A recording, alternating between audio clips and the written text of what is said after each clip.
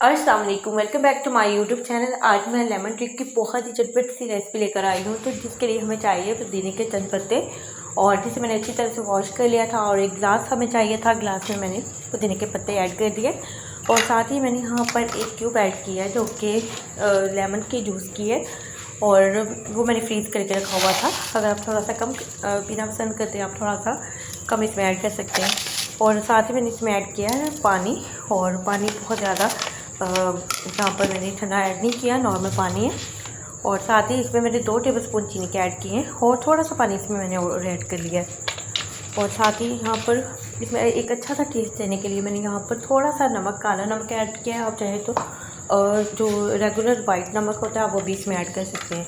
और बस आपने इसको अच्छी तरह से मिक्स कर लेना है, यहाँ तक कि लेमन जूस की जो यहाँ पर मैंने क्यूब ऐड की थी वो अच्छी तरह से घुल जाए यहाँ पर, और चीनी जो है वो अच्छी तरह से मिक्स हो जाए।